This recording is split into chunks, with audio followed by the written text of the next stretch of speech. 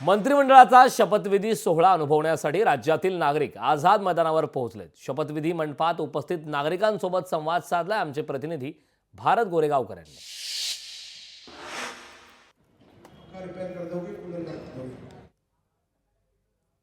महाराष्ट्रामध्ये आज सरकार स्थापन केलं जात आहे। महायुतीच्या वतीने आज महाशपथविधी सोहळा मुंबईतल्या आझाद मैदानावरती पार पडतोय आणि त्यासाठी आता राज्याच्या कानाकोपऱ्यातून आपण पाहिलं तर नागरिक या शपथविधीचा सोहळा याची देही याची डोळा आपल्या साचवण्यासाठी महाराष्ट्राच्या कानाकोपऱ्यातून आलेले आहेत।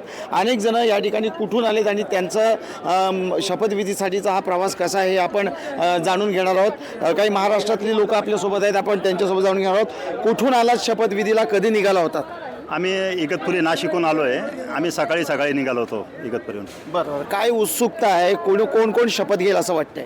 नाही, आमचे माननीय नेते देवेंद्रजी तर शपथ घेणारच आहे, पण त्यांच्यासोबत भारतीय जनता पक्षाचे जास्तीत जास्त आमदार शपथ घेतील असा आम्हाला विश्वास आहे। पण तुम्ही कुठून आलात आणि कसा झाला प्रवास? इगतपुरीत हो, काय वाटतंय कोण शपथ घेईल आज? आपल्या पक्षाचे सर्वच घ्यायला पाहिजे अशी आमची अपेक्षा आहे बीजेपी कडून।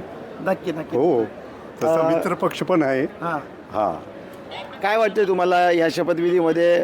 एकनाथ शिंदे मुख्यमंत्री नाही होत, कुठेतरी शिंदे नाराज आहेत किंवा शिवसेना नाराज? नाही, असं काय नाही, असं काही नाही। नाही, असं काही नाही। एकदम साहेब समजदार आहे, सर्वात पहिले पाठिंबा दिलेला आहे त्यांनी। हा, शिंदे साहेबांचं ते सगळं आहे, ते तर काही विषयच नाही। महायुतीचं सरकार स्थापन होताना शपथविधीचा जो सोहळा आहे तो डोळ्यात साचवण्यासाठी मोठ्या संख्येने लोक गर्दी करत असल्याचं पाहायला मिळत आहे। व्हिडिओ जर्नलिस्ट ओम गोरेगावकरसह भारत गोरेगावकर, लोकशाही मराठी, मुंबई।